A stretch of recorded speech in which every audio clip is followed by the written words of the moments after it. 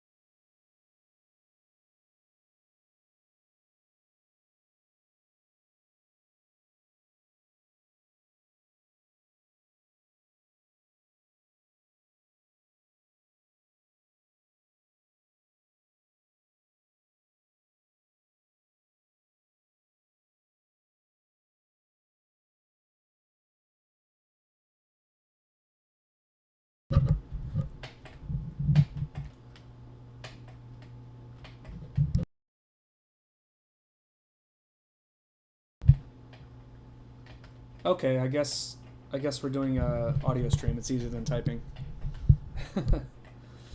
Can you guys hear the music or not? I don't think I set it up on here. Probably not. This whole time. Audio output capture. Desktop audio.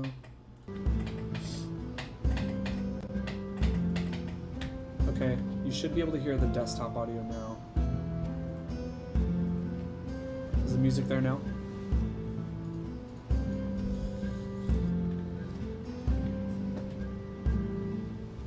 There's a bit of a delay. Zool? What's Zool?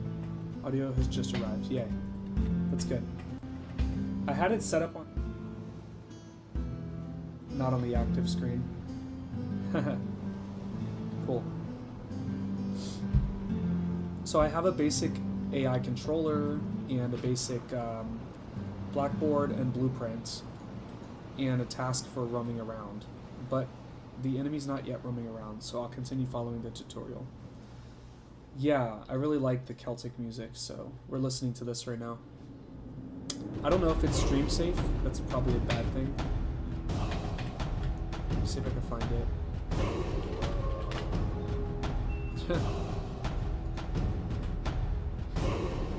There's gotta be like stream safe music. Oh well. If I get pinged by YouTube later.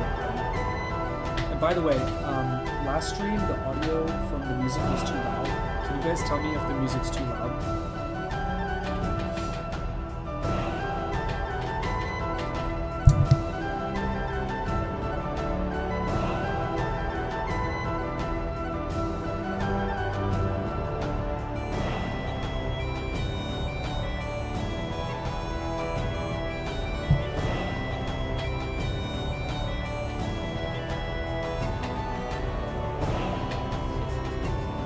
I always like to change it before we forget.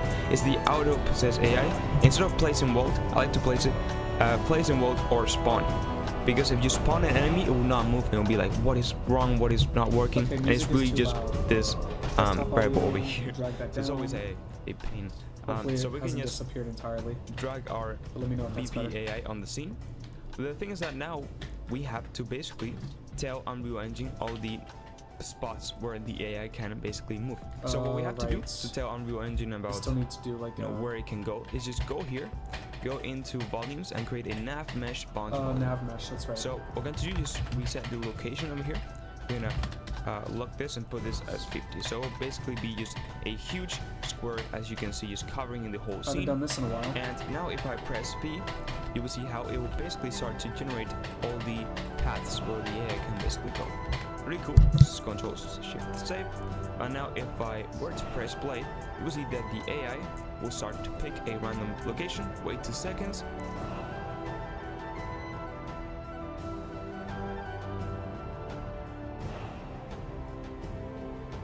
Alright, we have moving AI. Aiden, look. Sweet. Spiders are moving around. The problem is that they can move up onto the ruins when they shouldn't be able to. And... much better? Okay, good. Sorry guys, there's a delay on the audio of the stream, so bear with me. And my son is playing Geometry Dash, so you probably hear his tap tap tap in the background. If it gets to be too much, just let me know and I'll mute the microphone unless I want to speak. It's a spider, yeah, a spoder. Let's drag this volume down lower than the ruins so they can't walk up on there. It's a sporter. It's sporter. Not a spoder. Arachnophobia go bear. Oh my god, no. No. Don't say that. Okay, so they can walk a little bit up on the stairs, but then they come back down. Let's test that. Also, their movement speed is too fast. Let's fix that. walk max walk speed. The thing is that this value is going to have to be unique for each enemy. Because the spiders move slow, but not every enemy is going to. That's a little better. What do you think? Yep, that looks appropriate. It's kind of cute. Did you just say spider is cute? Yeah, you'll never hear me say spiders are cute again. Oh. I just mean this spider, look. Yeah. Technically, a spider walking on walls and such is realistic. That's true. But when I let them walk up on the ruined stairs, they were floating a bit, because there's no IKs on any of the characters right now, on their feet.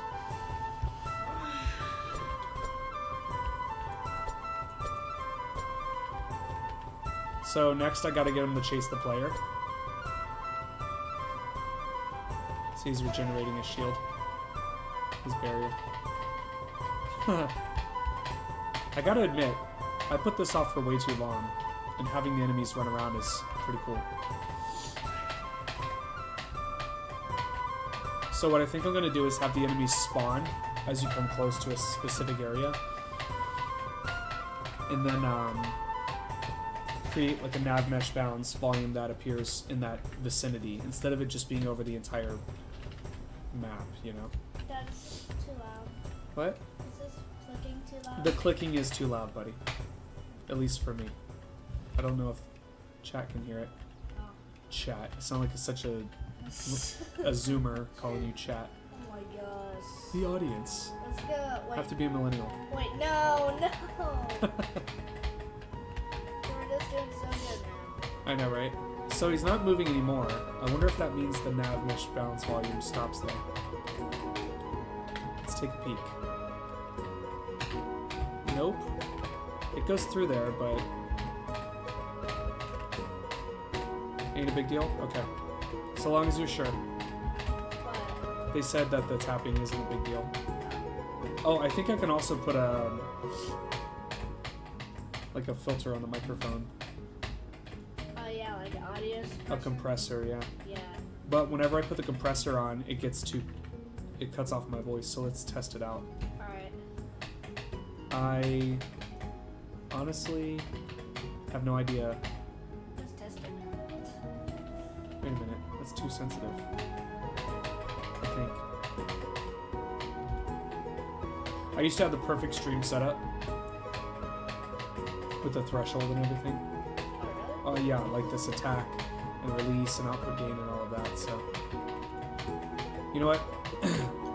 Maybe I'll just leave it off for now. I think every stream will get a little better because I'll learn a bit more, so. But right now, I'm not too worried about it. I just want to get some work done. But yeah, the spiders are walking around now. That's good. So let's keep watching the tutorial and figure out how to do the rest. And then go into another location, wait 2 seconds, and you can see. So, and we go to the behavior tree, you can see that it's basically doing that. It's going to look around, and then wait 2 seconds, and then again roaming around, etc. So everything is working as intended. Cool. So let's quickly just go ahead and create the animation blueprint for the... Yep, every effort a little better, that's how it goes. Absolutely. That's something that I have to be okay with. I'm so used to, I don't know, I get caught up in perfectionism and then I never do anything. So that's why I'm doing improv streams randomly, since I basically disappeared off the face of the earth for 5 years. So, That's crazy. yep. And so I restarted this project about 6 months ago in between work. It used to be called Hometown Hero. And then I just ditched it because it was a learning project. And I've already made more progress on this than I have on that. These are going to be enemies too. They're called Echo Light Core. They're going to rest and float in the grass. When they go on the attack or start roaming, they spin up, split, and then start levitating there, and like the goopy center drips a little bit. It's pretty cool. I made it up a long time ago as a sketch, and then I 3D modeled it. So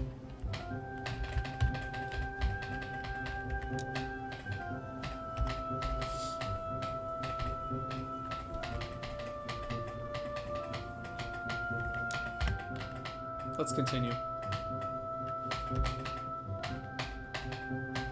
Yes, they're supposed to glow.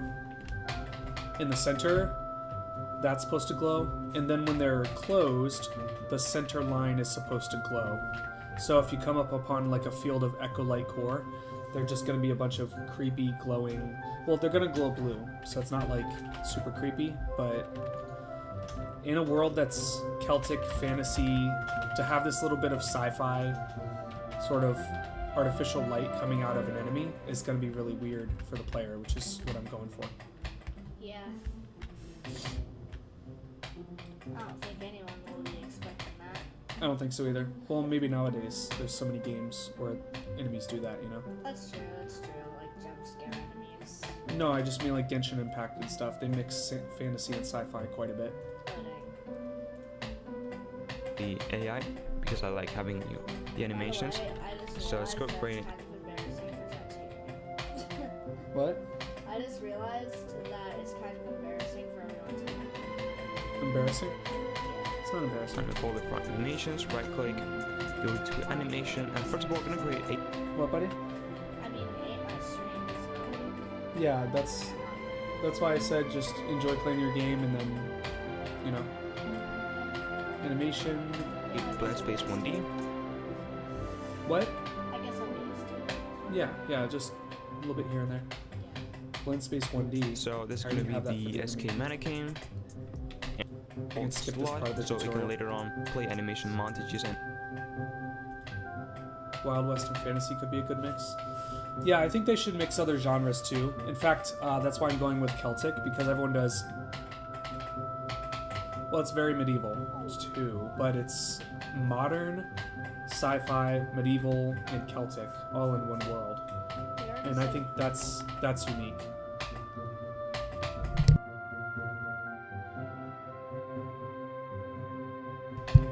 But yeah, I don't... For some reason, I don't like Wild West. I don't know why. I know that's an opinion that is controversial, maybe. I never really have liked the Dusty West stuff. I don't know. Makes me thirsty. Not that way. What?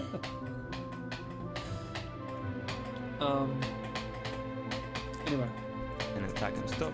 Then right click, I'm gonna click speed. I'm I going already real have a quick blend because I've space. That's already for the done AI. a tutorial I on already this, have that set so that's why I'm going quick. It just unloaded the AI and the nav mesh. If I recall, Daniel, you have quite a bit of Western feel to your brand. I don't remember. I think you do. Now why this is happening, I don't know. I don't know what's happening, but fix. So we're gonna go into the AI, go into class defaults, search for jaw, and we're gonna disable use control rotation jaw. Use control rotation. Yeah, I suppose I do need to turn that off for the enemy.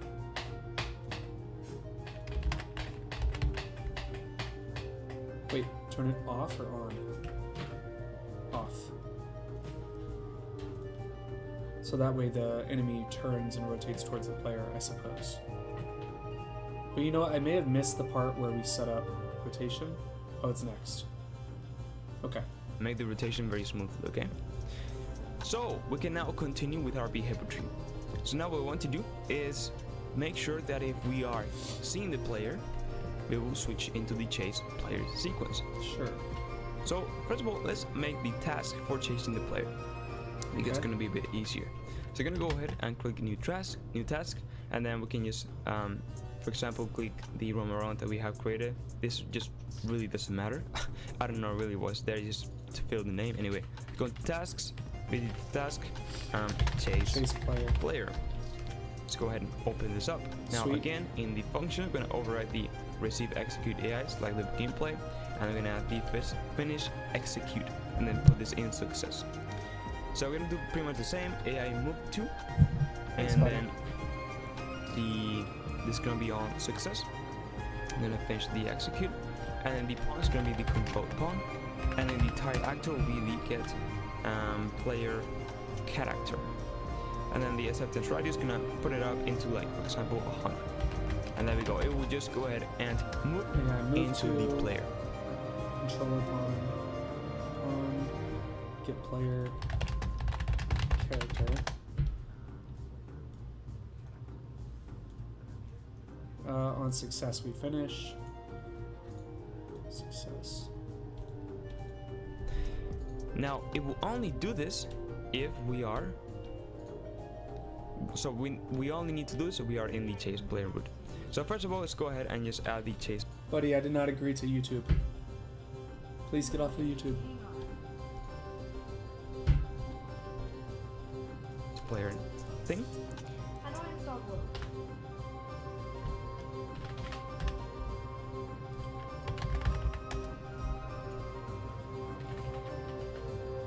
And the thing is that we have to add a decorator. I switched over to a new game that I'm building. I haven't decided what kind of setting it's going to be. I have some ideas, but I'm more working on systems right now. That's good. You know what, though? If you mixed, like, sci-fi and, well, to be honest with you, sci-fi and Western is pretty common nowadays, like Disco Elysium or whatever it's called. But also the fantasy and sci-fi genre. Was that Wild Arms? I think Wild Arms did that very well, and I enjoyed that. But it would be cool to see you mix Western in a way that I would like, because then I could say I like Westerns.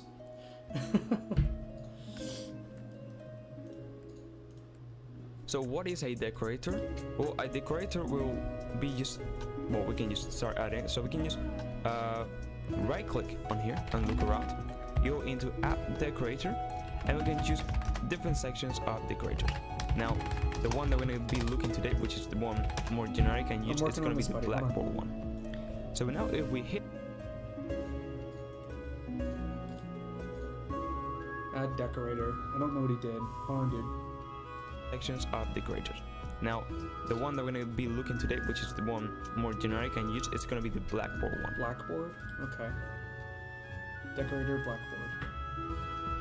So now if we hit on this decorator they has added, we can add a notify observer. So basically when the result changes, then when it aborts. So basically when a variable that we're gonna plug in here changes, we're gonna say what is gonna abort, Sure. and it's gonna So if it's a say lower priority, in which point it will again to roam around, and the higher priority is to chase the player.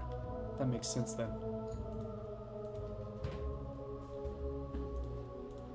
go up and see in which route it goes, and it makes sense. So if we put, for example, self, you can see this highlighted, so it will exit this sequence and go up into selector, and then it will double check again in which branch it basically has to go depending. Okay, so when the result changes, this blackboard base condition, it stops itself and goes back to the selector and checks again, and it should chase the player. That makes sense. This is pretty cool. Pretty straightforward as well. I thought it would be harder. On the value. But if we were to mess set with this Godot, into you're both, personally you'll see trying to that it learn will it. also consider this one. And Hey, then exit I know back in you. here and consider both ones.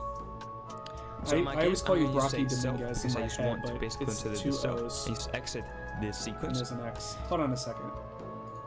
Yeah. I know you. I know all of you. I know a lot of people. Good to see you. Thanks for coming to the stream, everyone. Wild Arms is a favorite of mine. I was thinking about that. It's a turn-based RPG similar to Persona, where the characters summon forth avatars based on their personalities called reflections. Oh. That's cool. I haven't messed with... okay. I've opened Godot, and I've tinkered a bit, but back when I did that, it wasn't very good at its 3D capabilities at the time. And now that it is, I think I need to give it another go. But I can do everything I want inside of Unreal, so it's a little tricky. I do use a Linux system. Yeah, happy to have you. I do use a Linux system from time to time, and it's set up pretty well. And Godot's the best choice because it's open source, just like Linux. It's gaining popularity and power. It kind of... I wouldn't say it's replacing Unreal, but I would say that it would replace Unity for a lot of people. But I don't know. I think we need to see more high-quality 3D games made with Unity. True. forgot. Yeah, I'm trying to do just 2D, so that makes sense. Yep. I want to see really high quality 3D projects in Godot for it to sell me. I would absolutely make a little side game, a little side project in there. You reset your computer, dude? Yeah, because Why? because I'm installing Geode. Okay. I decided, you know, I kind of want that mod again. Next time, I want you to reset your computer with the software, not the hardware button. Yeah. I'll try. That's why I'm learning Godot, because it's free and open source. I'm a little mixed on the free and open source thing, because I dedicated probably 10 years to Linux, on again, off again. Seriously? And yeah, ever since Ubuntu was on a disk. Dang. And it always let me down. Huh? And the community was always very toxic, and anytime you'd ask for help. So I just gave up. And recently I went back. I have a separate solid state drive on my computer that's really good and set up perfectly with Ubuntu, and it's running on Real Engine. It's running, it's got all my RAM pushing through it, and the graphics card and everything. But for my previous job that I just got laid off of, I couldn't actually do Adobe. And now that's changing with things like, what's it called? Something Boat. What's it called? Anyway, this last week or so, you're able to actually run Windows programs on Linux in a meaningful way through some kind of container. So I might give it another shot. But even then, there's a slight delay inside of Unreal's blueprints right here. Whenever I would drag and let go, the hand or mouse cursor would appear way over here. And it just got really annoying. You'd also have to set up your plugins through a third-party software. It just seems like all the workarounds are frustrating. But yes, I want a free and open source system, and I prefer it. It's a lot of work. Let's see where we left off. And then we need to say that Turn that down, buddy. if a variable from the blackboard is set or not. So right now this probably didn't make a lot of sense, but don't worry. First of all, let's create the blackboard variable and you understand much better. So let's go into blackboard. I'm gonna add a new key. This is basically just creating a new variable for our blackboard. Sorry, for our behavior tree. So this is gonna be a bool, and it's has seen player. Okay, so we're setting And up then site. we're gonna leave it as default, it's save, and then go back into the behavior tree. So now we can basically click on the blackboard that we have created and go into the blackboard key and say has seen player, Figured. and then is not set. So basically, if it has not seen the player, it will basically be in this sequence. But if this value changes and is now set, so it has been, If it has seen the player has player. been seen, it will exit this sequence. That's when it aborts the sequence, goes back to the selector, and checks again. That's very cool. and then consider in which branch to go depending again on the value.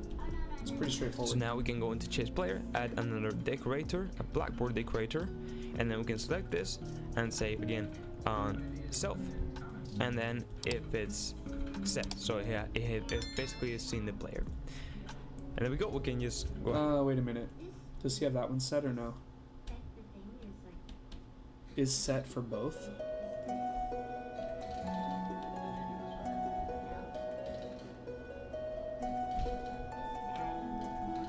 Huh.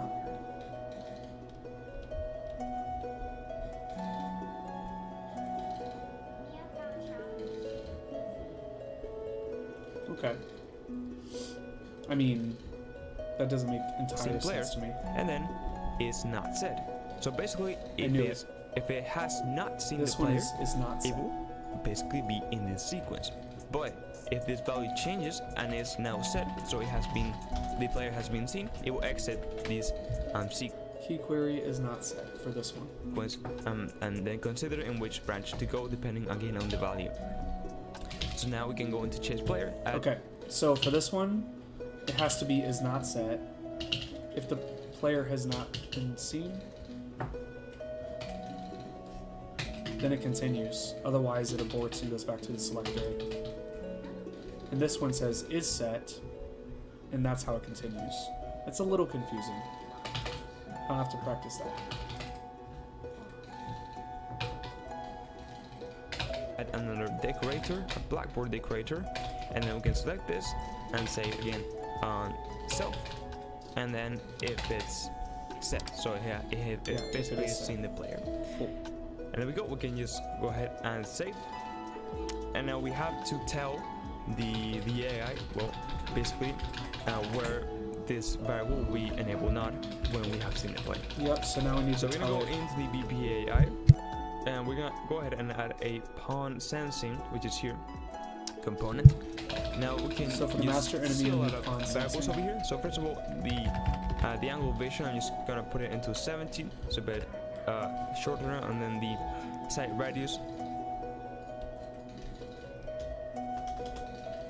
Sensing interval. Oh, peripheral vision angle is 70. Okay, that's the cone. Yep. Otherwise, it would be completely seeing everything. Like into 500, so it's a bit small, actually like 700. So basically we're not gonna touch sighting, sensing and stuff.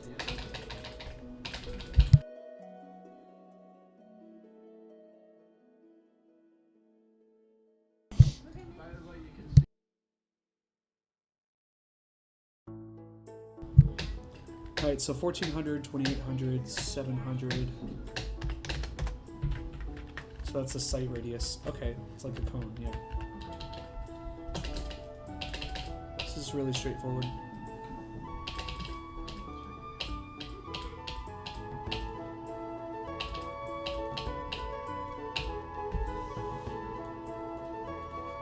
Only the hearing and stuff, we are only gonna see right now sight, which is the radius, the distance that it can look, and then the angle. Oh, I see that. Okay. You So increase the basically, number you can when see it further. sees a pawn, what we're going to do is basically cast to the third-person character.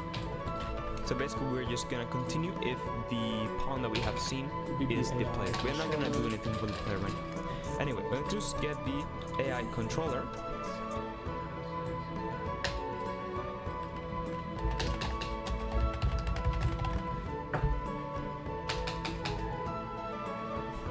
Master enemy needs the AI controller.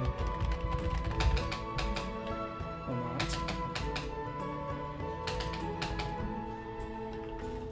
Because as you know, the blackboard was in the AI controller. That doesn't make any sense. Pawn sensing. Blackboard's an AI controller. It's running the behavior tree.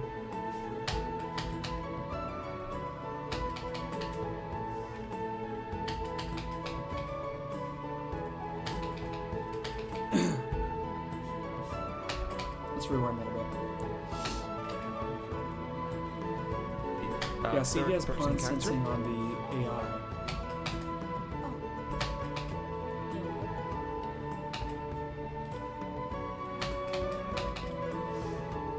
I'll just put it on the AI for now.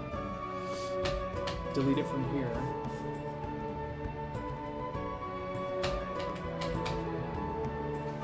Oh yeah, wait.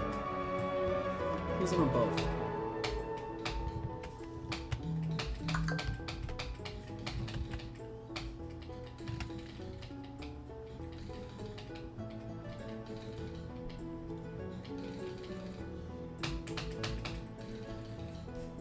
When it sees a pawn, what we're going to Oh, do, that's why.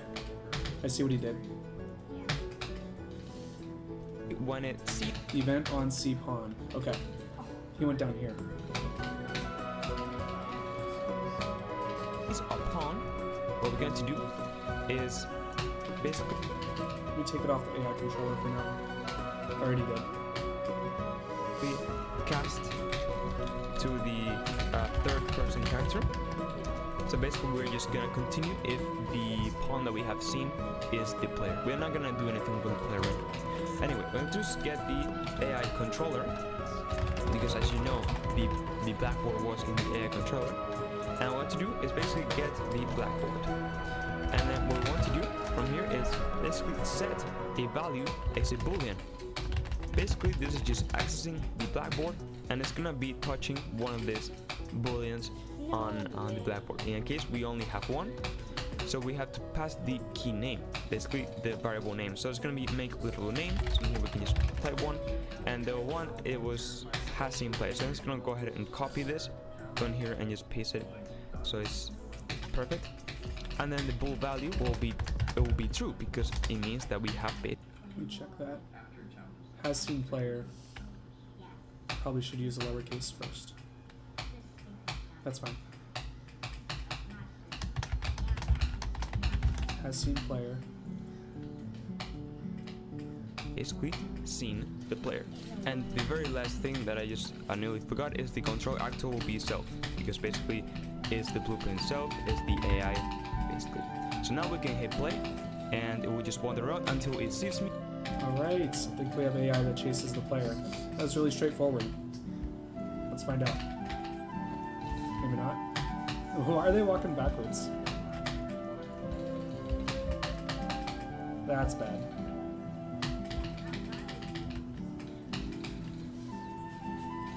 So does that mean they're coming to me after they roam?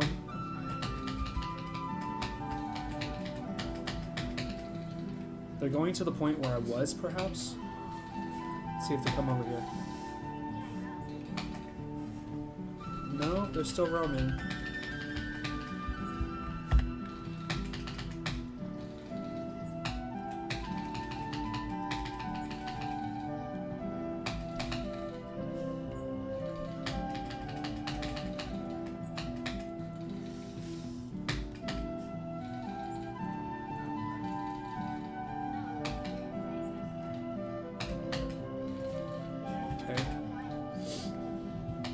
We don't have the rotate towards player, probably, on the enemy.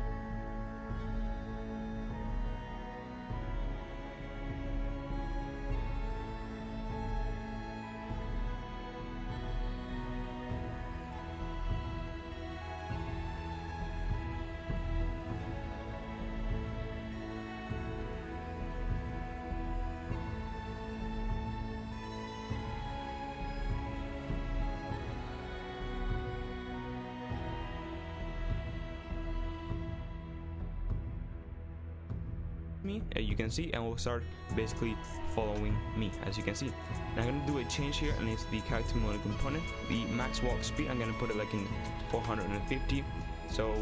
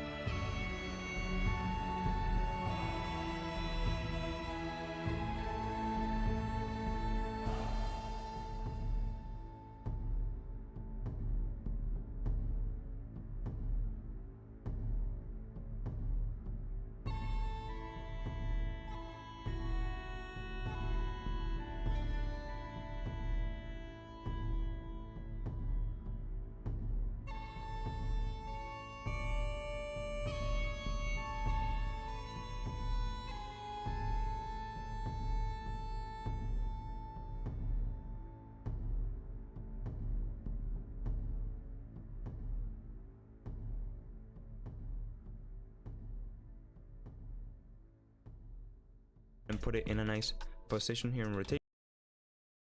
Spawn, because if you spawn an enemy, it will not move. In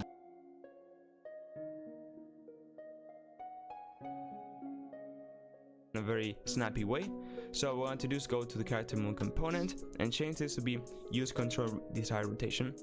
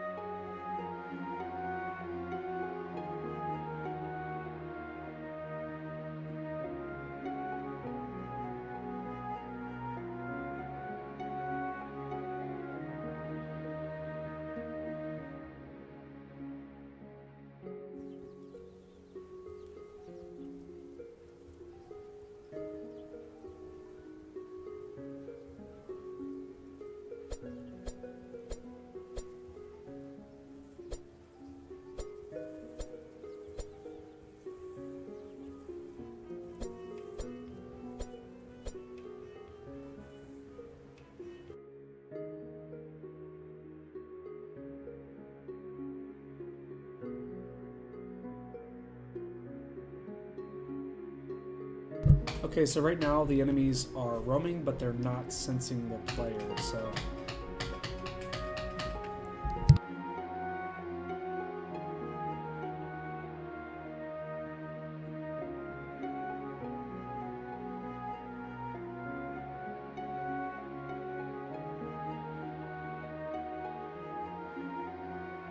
thing.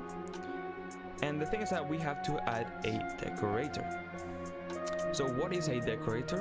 Well, a decorator will be just, well, we can just start adding it. So we can just right click on here and look around, go into add decorator, and we can choose different sections of decorators. Now the one that we're going to be looking today, which is the one more generic and use, it's going to be the blackboard one. So now if we hit on this decorator they has added, we can add a notify observer. So basically when the result changes, then when it aborts, so basically when a variable that we're gonna plug in here changes, we're gonna say what is gonna abort, and it's gonna say in which point it will again go up and see in which route it goes, and it makes sense. So if we put, for example, self, you can see this highlighted, so it will exit this sequence and go up into selector, and then it will double check again in which branch it basically has to go depending on the value. But if we were to set this into both, you will see that it will also consider this one and then exit back in here and consider both ones. So in my case, I'm going to just say self because I just want to basically consider the self and just exit this sequence. And then we need to say that if a variable from the blackboard is set or not. So right now, this probably didn't make a lot of sense, but don't worry. First of all, let's create the blackboard variable and you understand much better. So let's go into blackboard. I'm gonna add a new key. This is basically just creating a new variable for our blackboard. Sorry, for our behavior tree. So this is gonna be a bool and it's has seen player. And then we're gonna leave it as default, just save, and then go back into the behavior tree. So now we can basically click on the blackboard that we have created and go into the blackboard key and say has seen player, and then is not set. So basically, if it has not seen the player, it will basically be in this sequence. But if this value changes and is now set, so the player has been seen, it will exit this.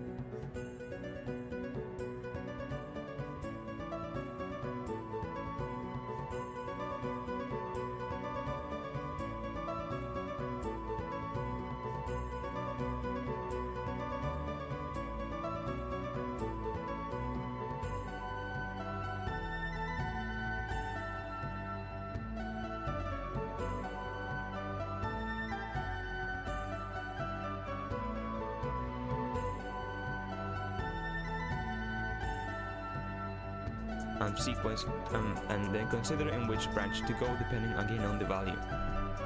So now we can go into chase player, add another decorator, a blackboard decorator, and then we can select this and say again on self, and then if it's set, so yeah, it basically is seeing the player.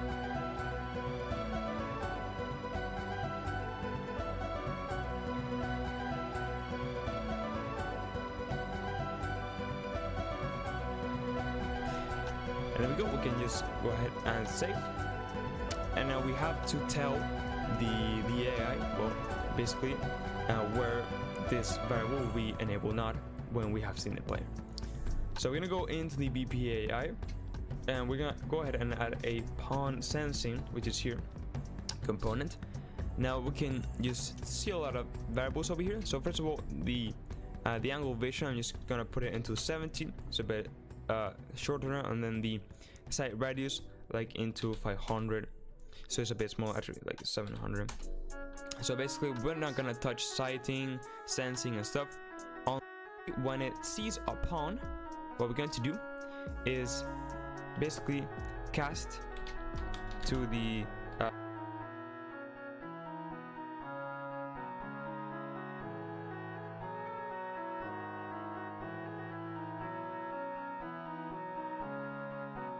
third person character.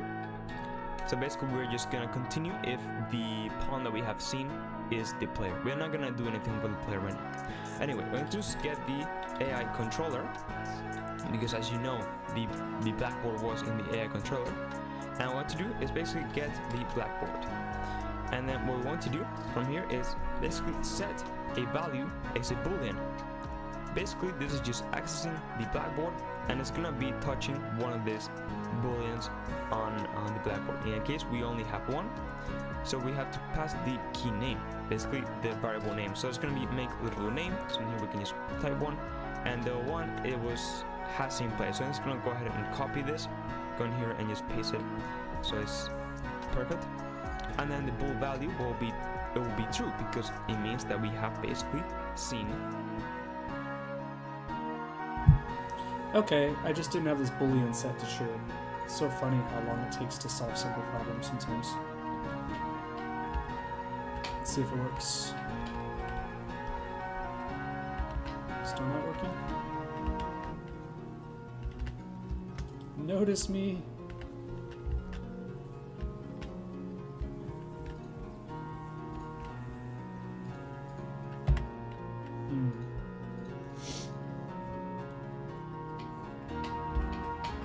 The world rotation thing I could take out.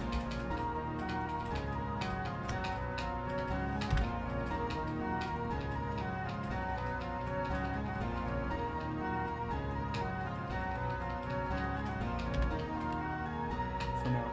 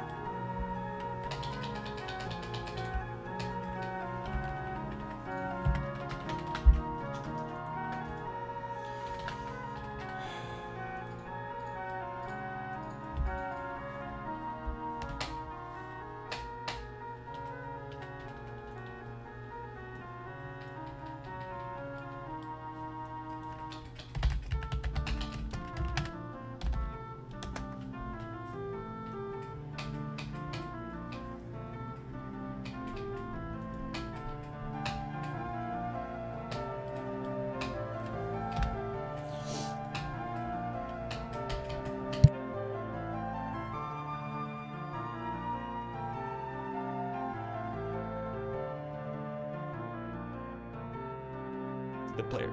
And the very last thing that I nearly forgot is the control actor will be self, because basically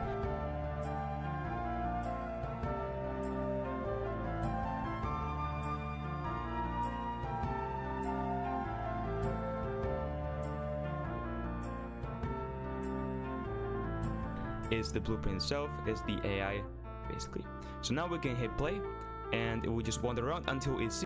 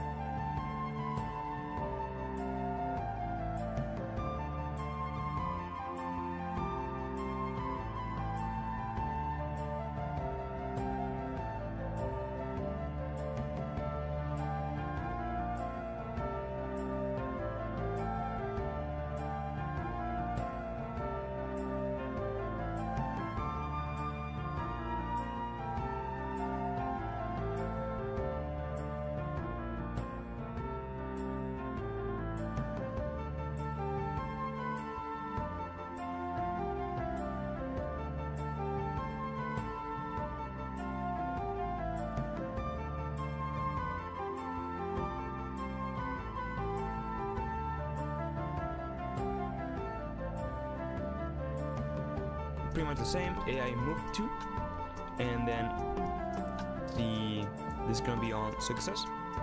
I'm gonna finish the execute.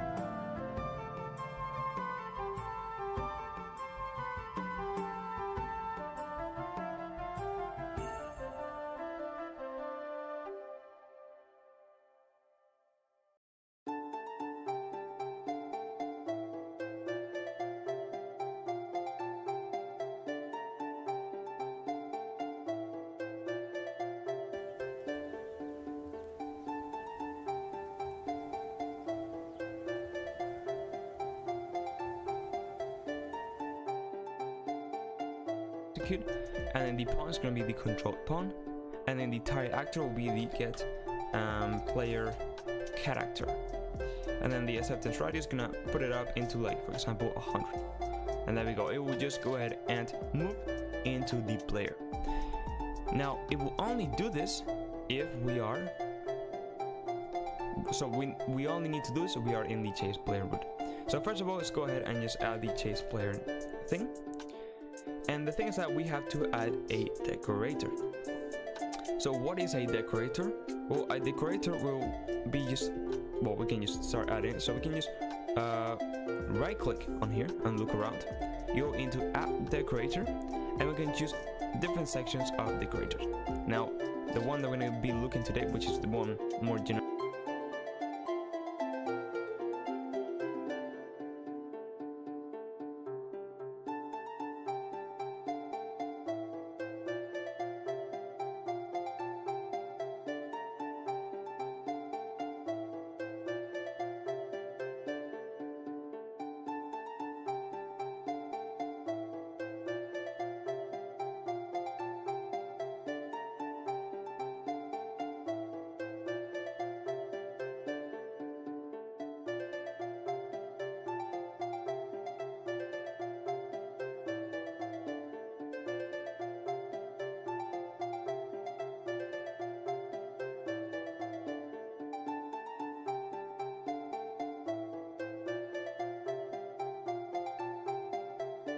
Go into the BPAI, and we're gonna go ahead and add a pawn sensing, which is here, component. Now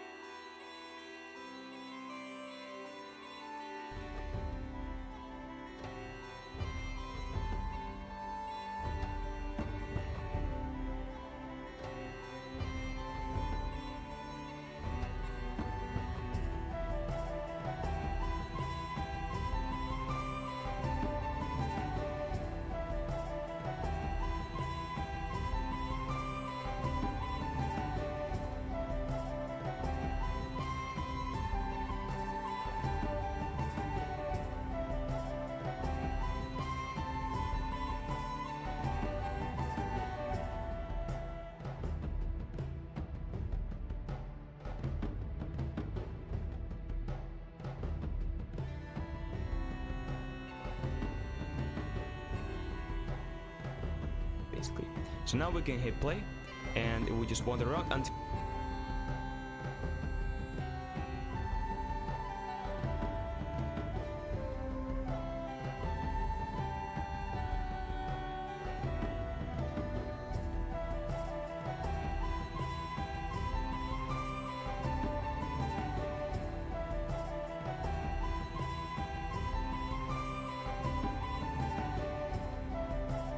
and say again on self, and then if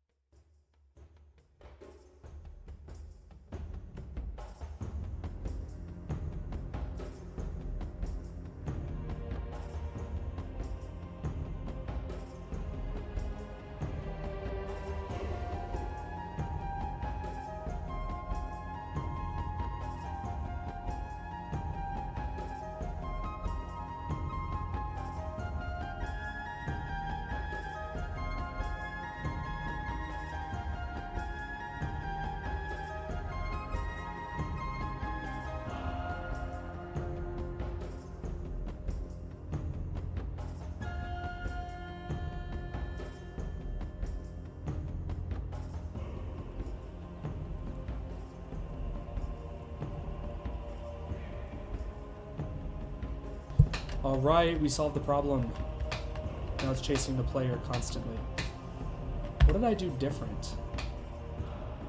So it wasn't equating the player with the third person character for some reason. And what I did to solve it was, if the pawn is equal to the player, because I have a function library for the player, then set has seen player. Great. Okay, so when he sees us, watch this. Now he sees us and he chases us. Aiden, look at this. Oh, cool. Yep. Sweet attack animation. Thanks.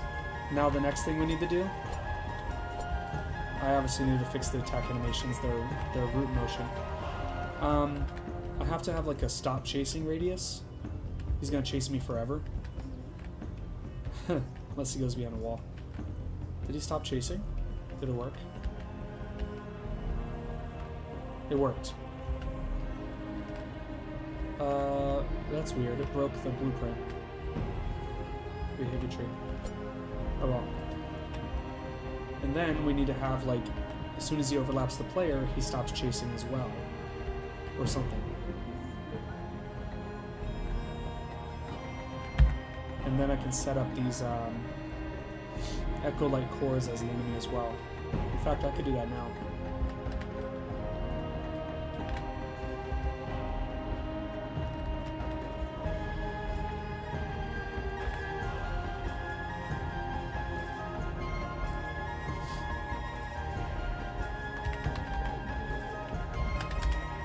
Oh, that's not a skeletal mesh.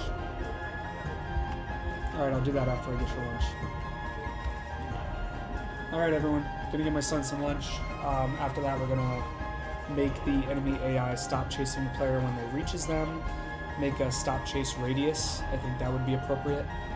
And then we also need to make the enemy do damage to the player if they touch them. Just a simple version of it, at least for now.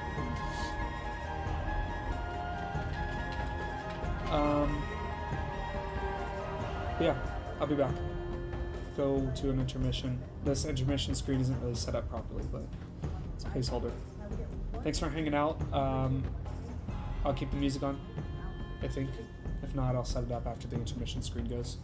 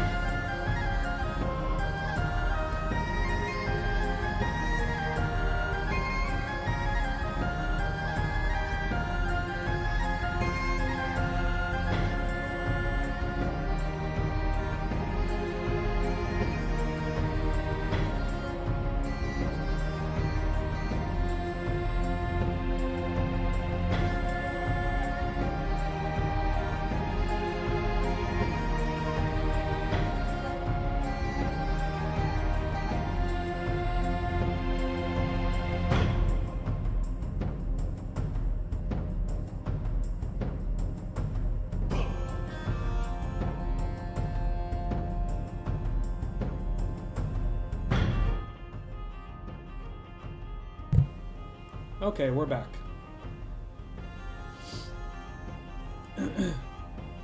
Eating some lunch too.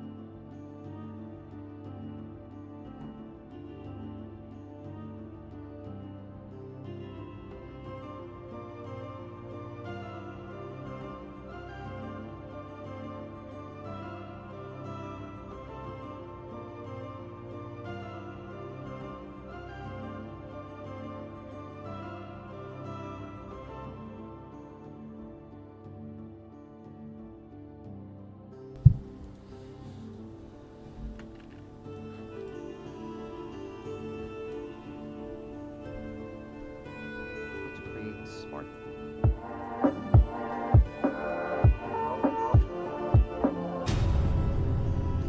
Welcome everyone to this Unreal Engine 5 tutorial series on how to create smart enemy AI. Now, smart enemies are ones that react to their environment, like this enemy here that searches for a wall to hide behind, and then after a few seconds it comes out, attacks the player, and hide again. Now, smart enemies can also react to the player's actions, like this enemy that teleports if the player gets too close to it, and also it even reacts to the player shooting an arrow at it and dodges away from the arrow, as you see here. Now, if I damage this enemy and bring its health low enough, it can even recognize its health is low and react to its own internal state by healing. Now, to do all of this, we're going to be using a lot of AI. Alright, this is fancy. This might be too fancy for now. But it is really cool. And I'm going to need this for different enemy types. What kind of behaviors would a spider have? Besides just attacking the player, they're pretty dumb. I suppose they could dodge out of the way periodically if the player attacks, like sort of like a side jump, or a backwards jump, or a forward leap, right?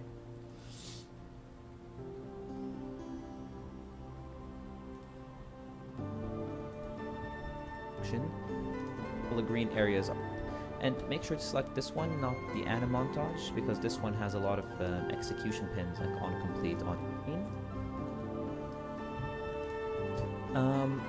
Now you'll notice that actually nothing happens, and the reason is the AI move to function requires there to be a nav mesh in the world to tell the AI how to move and how to navigate. Yeah, something like that, because this one has a lot of bits. Now let's give the enemy a simple attack function. So back here in our enemy again, add a custom event, and This is a good place to continue from the previous video. Chase player.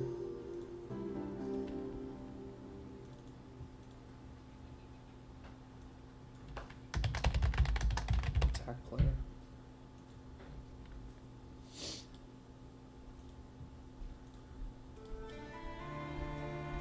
call this attack.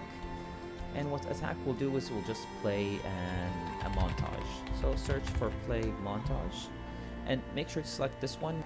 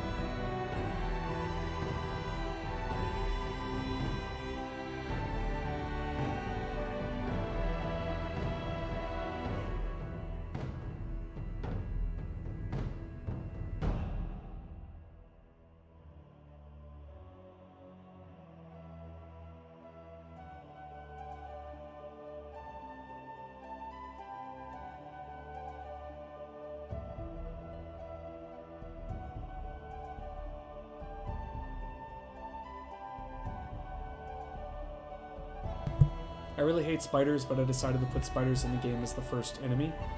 And I don't have any animations for them, so now I have to look at a bunch of spider pictures, which I hate. Did it to yourself. Yeah, I really did.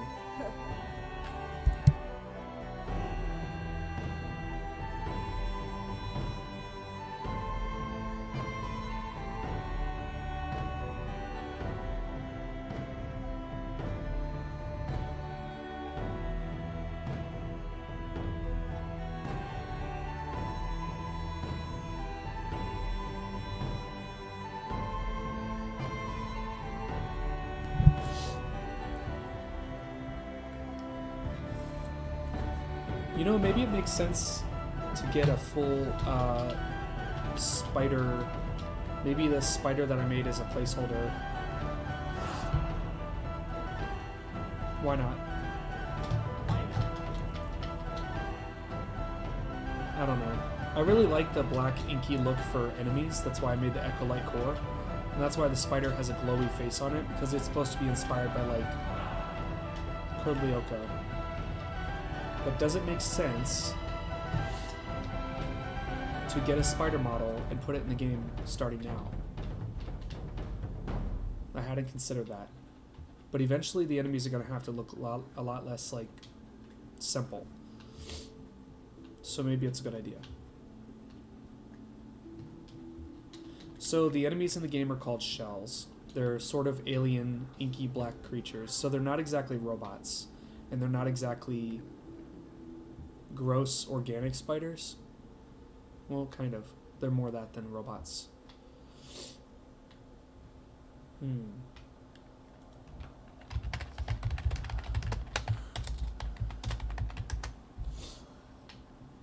I'd rather not spend money, especially without a job. Explosive spider bot, that's cool. That's actually really cool. Yeah. Spider mutant? Get out of there, bro. Yeah, no. Nah, fam. Modular low poly robots. Jumping spider? No. Yeah, no. I don't know why in school everyone acts like an ant or a spider in the classroom is the final boss of cuteness. Like, bro, Seriously? this ain't the final boss of 2025 here. It's just a little bug that's probably 2 inches smaller than the finger. Than my finger.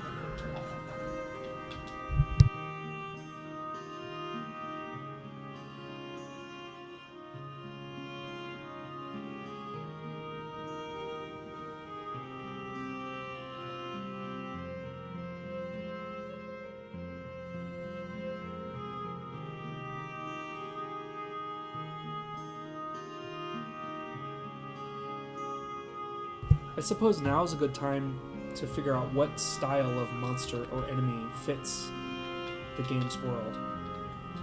It's kind of scary because it means I have to lock in, like, a look. Yeah, that's true. I mean, I know what look I'm going for, but I've never found a 3D model that really matches that. That's why I went with this simple black, low poly one for now. However,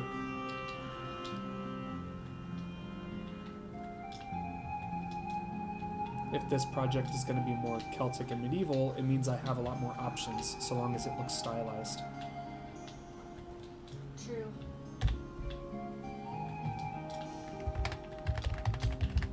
Let's look for stylized spiders.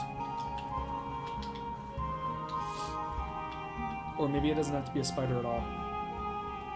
True. I mean, these spiders are nasty. That one looks cool. Not too serious. For those who are anti-arachnophobic, I'm sorry. Most games have a arachnophobia mode where they take the spider's legs off, and the spider moves around without legs, or they turn it into something goofy. That's even scarier, bro. I do not want to see a half-deformed spider looking like it was ripped off of Timu by a tomato. I don't know. Like, bro. Without its 8 legs, it basically looks like a... I don't know. Sorry. Yeah, that's not. Like a folded pillow. Yeah, that's not. Oh, that's Eh. Okay, maybe I just do a search for enemies and start to get like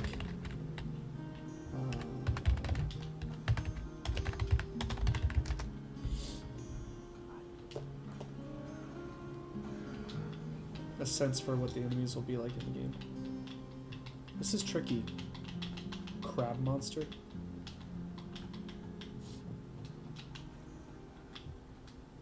I suppose the shells would more so be like exoskeleton style creatures, which is normally like a crab or like a bug, right? Yeah. So why are you going for like a bug vibe for the beginning of the game? Because they're simple and easy to kill. True. Ooh. Very true. Oh, that looks kind of cool. Sea monster.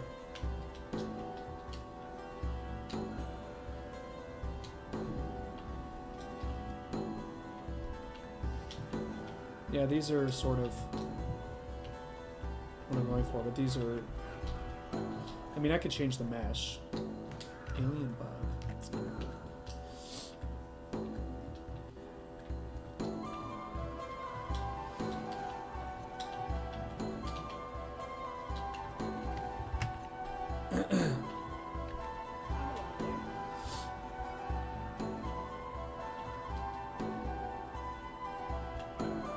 Problem with a lot of these is they're too detailed or too gruesome for what I'm going for.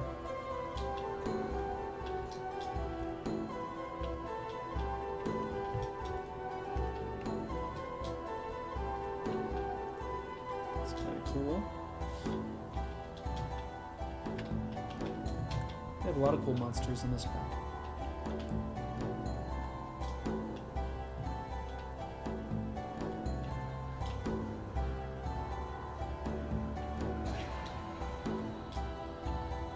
Really detailed though. Cool revenants and such.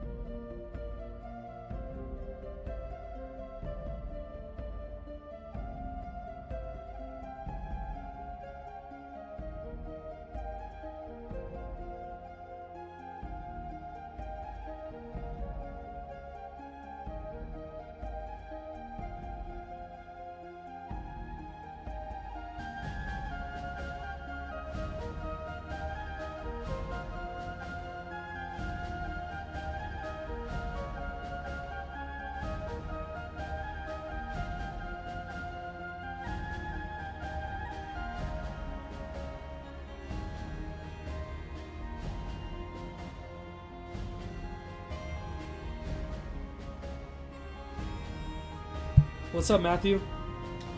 Thanks for coming to the stream.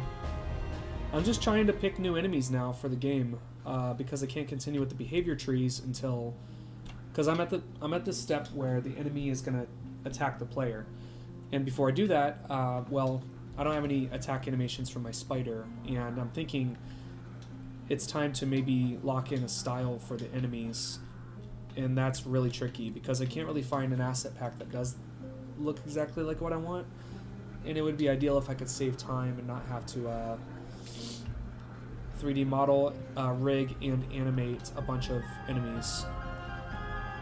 Like, I like the simple spiders and stuff, but at the same time, they're not really... I don't know.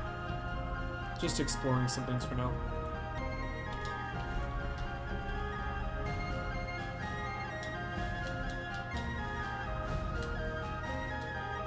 Some of these look okay,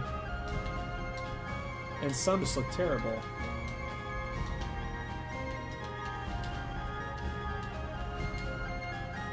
They just look too goofy. But they're stylized proper. You know. Very tricky. You know what? I should look on the Unity asset store too. Dude, locking in the enemy is critical, but once you pick it, it'll make life so much easier. At least that's how it was for me. Yeah, totally agree.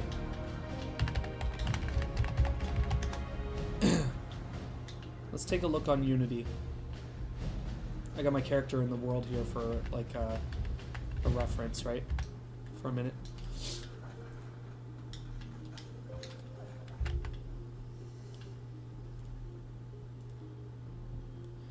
And you see, hang on, what is this?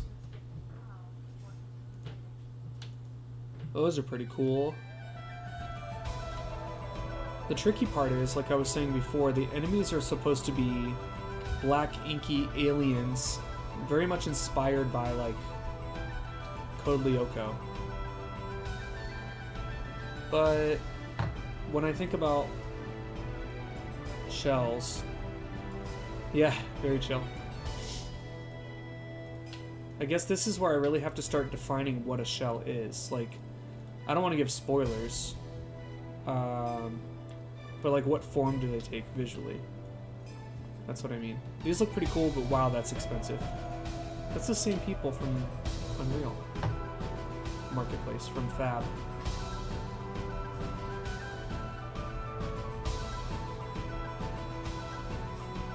I mean, they look really cool though. Hey, buddy.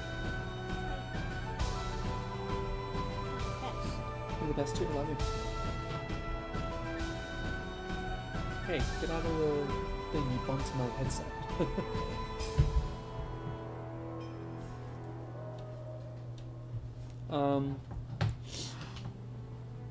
These are the closest thing that I'm finding so far.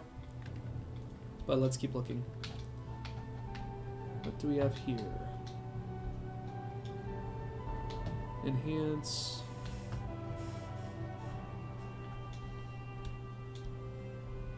All Enhanced Studio. Rip vertices.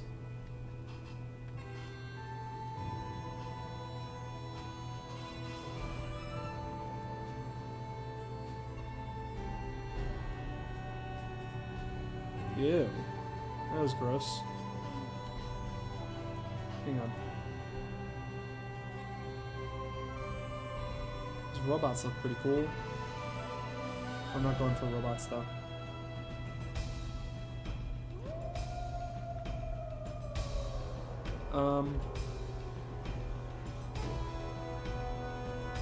It's all Enhanced Studio.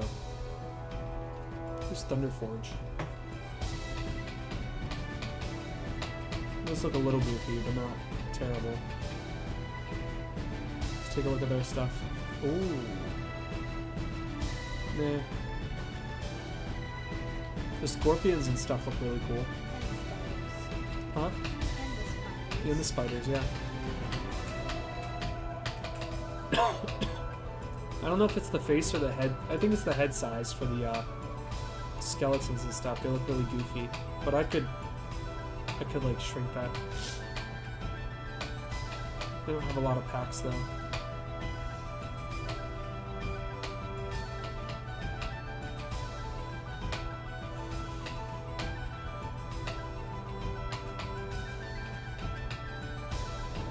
Existence Studio? Why does everyone have such a cool studio name? I don't know. Oh, these ocean monsters are what shells are really inspired by. Exopods, or like anything with an exoskeleton. Yeah. But I would have to make them more low poly in Blender. Why? Because they look too detailed. What do you mean too But detailed? They have to match the world design. See, that's what I'm going for shells. They should look like, True. you know what I mean? Mhm.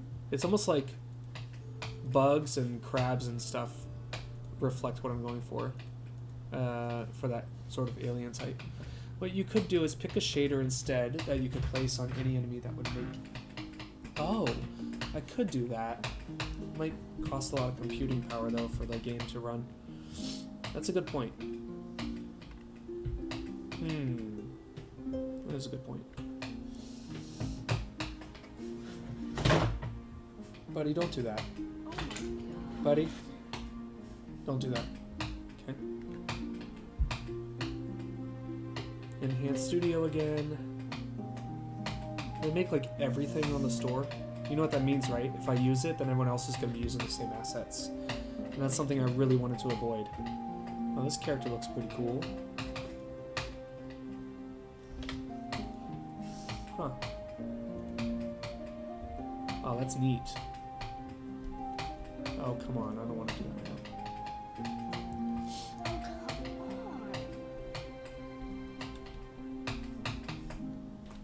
come on. I just wish there were more options for asset packs.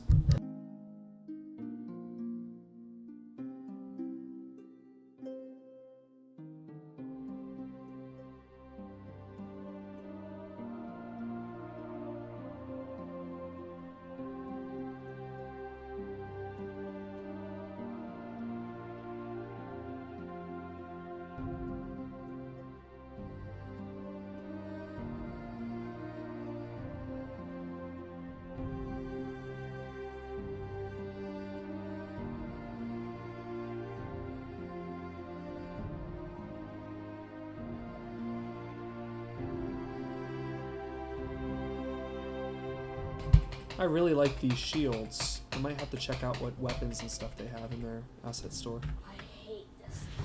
Oh, that looks really cool. Stylized cooking. Oh, they even have minerals and rocks and stuff. I actually really like this design. Well, for the most part, the weapons look a little bit... eh.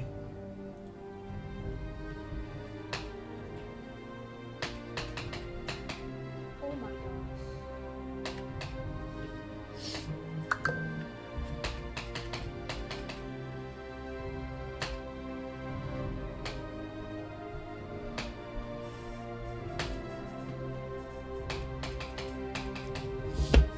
Um...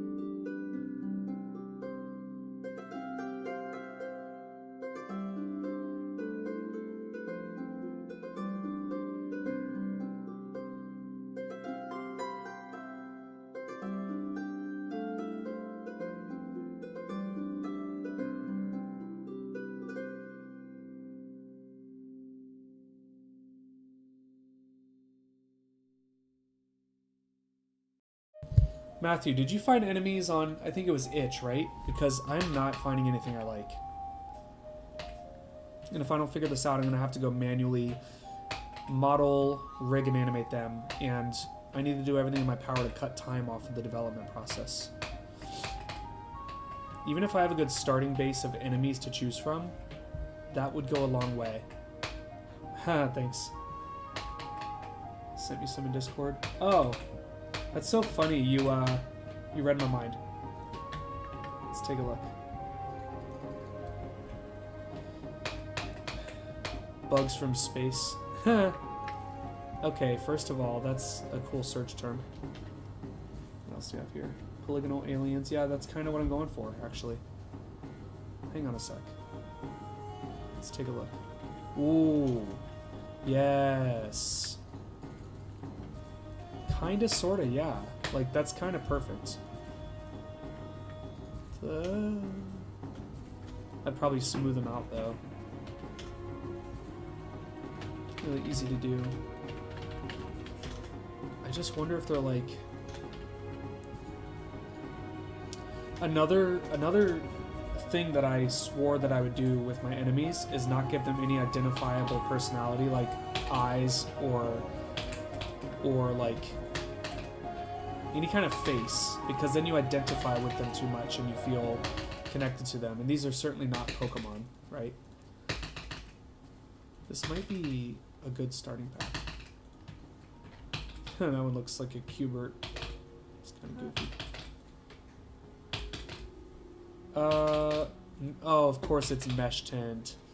The last enemies that I bought were all mesh tint. I spent like $300 and I have all of these cute series, but they're not what I want to go for anymore, and most mobile games were using those, so I decided I didn't want to use them anymore. They looked so childish now compared to what I was doing before. They looked good, but now what I'm doing, it's a little more serious. Itch. Itch.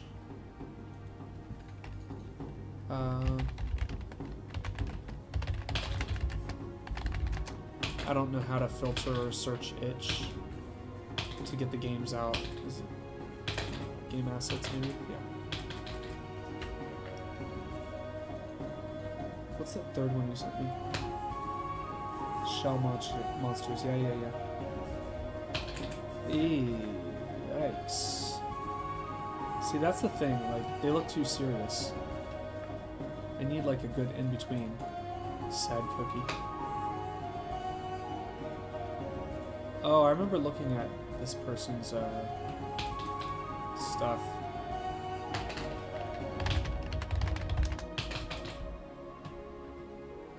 Let's keep looking. It's funny, I didn't think to type in shell creature, but that is what I'm going for, so maybe I should search what I'm looking for.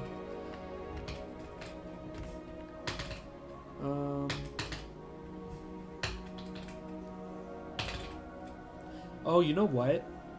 I actually have a whole Pinterest board for the shells that I should be looking at. I'll give you a sense for what I'm going for here.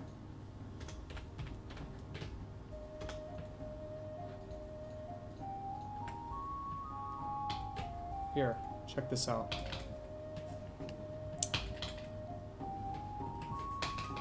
Yep, this is exactly... I might have to manually make these at this point. They're too unique.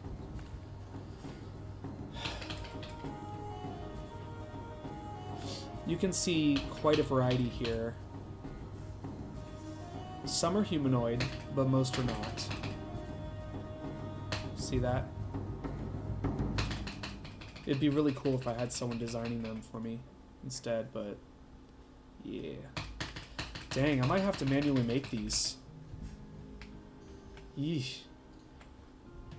I'm just worried about animation. I can easily 3D model these, but the animation is a ton of work.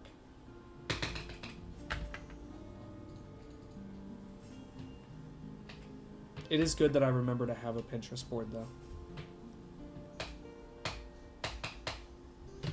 Almost like salamanders are a good fit too, see? Sort of salamander aliens.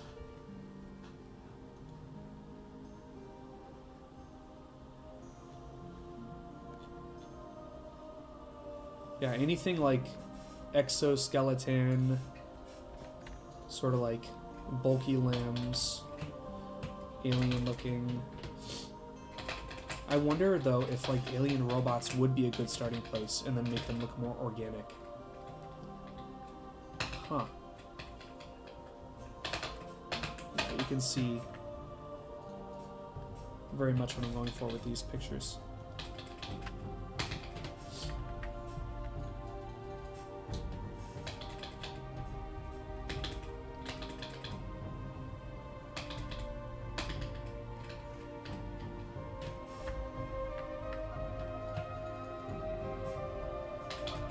Okay, let's get back to the search.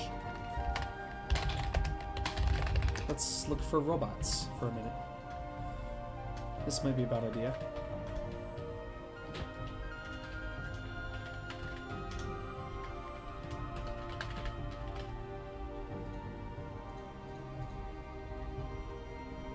That Polygonal Aliens pack is a good start for real. It's just missing the mark a little bit. I know regardless I'm going to have a bunch of work to do, but best thing you can do is cut a bunch of work off, you know?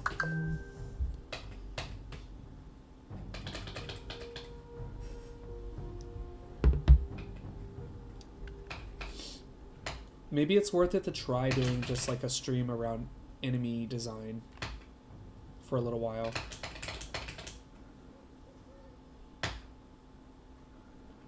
I really hate doing walk animations though. Everything else is easy. Auto Rig Pro I think can do non-humanoids for the rig.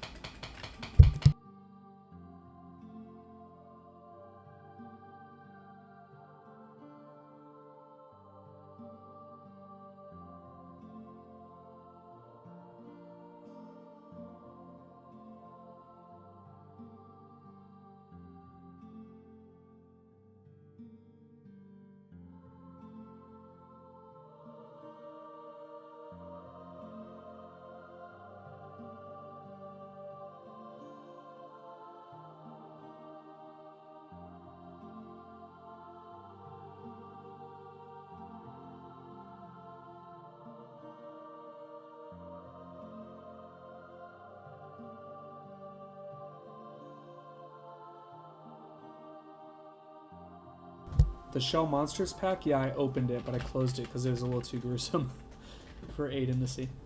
Huh? He sent me another pack of enemies, but it was pretty creepy looking on the faces. But, yeah, the shells themselves felt like a really good, like, shape, right? Man, I really might have to do these manually. This kind of sucks.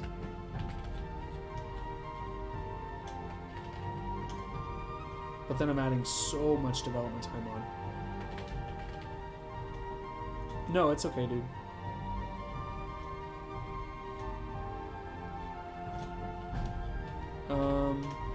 Yeah, he's off school today, so he's here.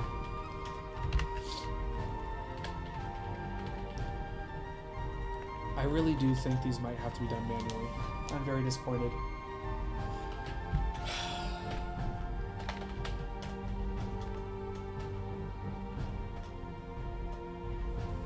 Maybe there's a way to... Hold on. Blender Market. Let's see if there's a way to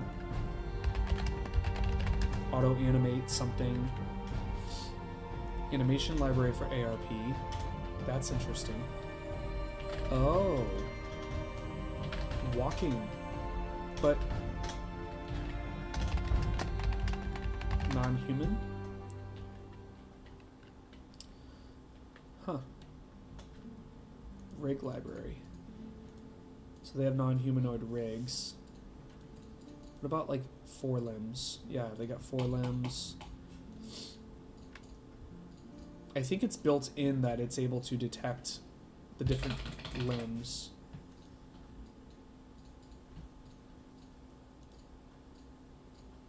Alright, thanks for coming to the stream. Um, so this looks pretty promising because I can repurpose bears, allosaurs, birds, cats, cows, crabs, all of these animations for alien creatures, right?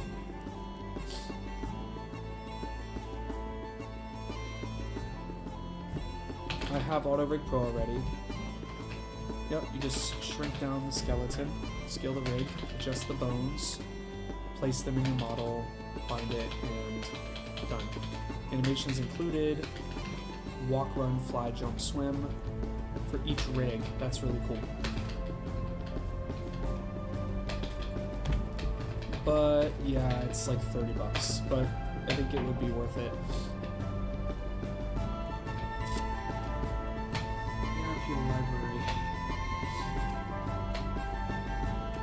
I think I'm gonna have to get this and do them manually. I would like to say that my animations, or excuse me, my models are unique to my game and not being used by a bunch of like rip-off asset flip mobile games.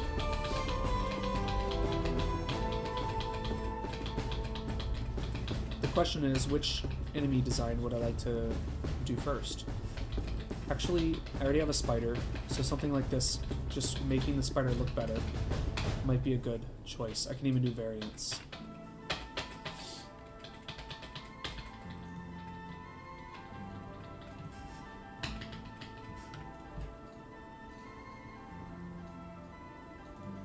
Maybe.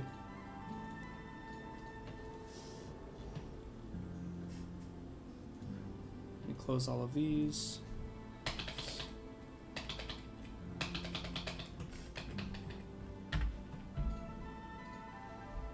But you know what too? Like buying a spider from here and then using its animations would also be pretty easy.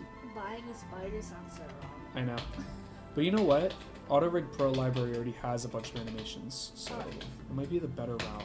R.I.P. arachnophobia. Yeah.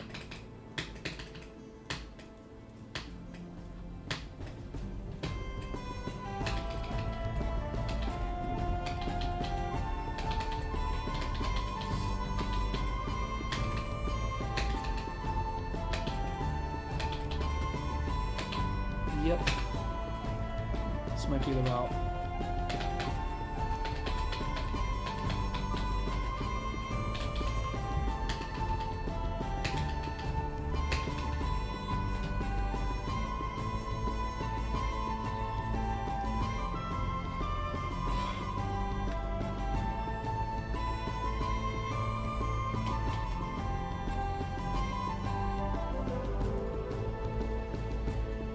So I think the best approach would be to start with, as soon as the enemy AI arrives at the player, then it damages them. So I need to stick with the tutorial for these blackboards and blueprints and behavior trees I need. Even though I'd like to make some new enemies in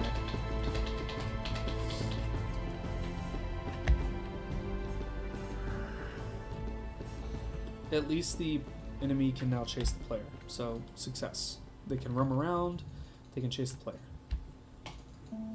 See? Thanks. Good job. Thanks. And as soon as they spot the player, they start chasing. Sweet. Wherever you go.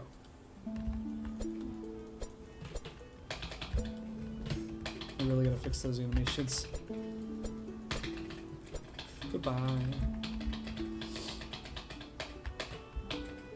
Where's the other spider? Oh, right here. Why isn't he moving? He's outside of the...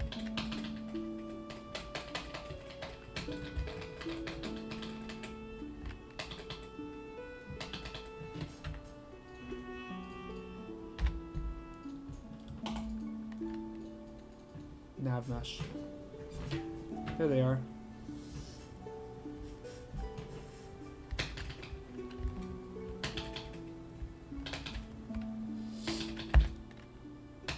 So obviously these enemies aren't very threatening. If I put out a combat demo where you have waves of spiders coming at you and they're moving this slow, that's kind of stupid.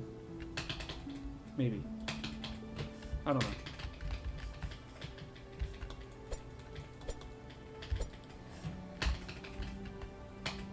Maybe it's like zombies, and like it's all about being overwhelmed by a bunch of enemies at once, right? And having to dodge around. Yeah, like Temtem Swarm. Yeah, I would say so. That's kind of what I'm going for, because I promised someone that I would have a combat demo out by Friday. So I have to have this done. So I shouldn't get caught up on... Oh, did you realize the enemies are also overlapping each other when they funnel in toward me? Really? Yeah, see? Oh yeah, that's weird. That's not good.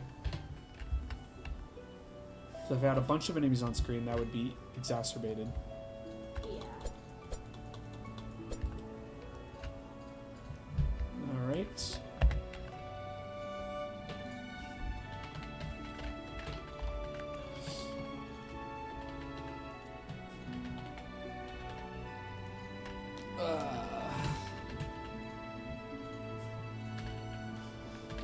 I think that I need to call it here for the stream for today, because I want to deal with this later for the enemies attacking the player. I have a tutorial up. See? It's a 45-minute tutorial, and we're starting out from here because the previous tutorial left us off around this point. So that'll be fun. Okay, thank you for coming, everybody. I know I said it'd be a silent stream, but this is okay as well. So,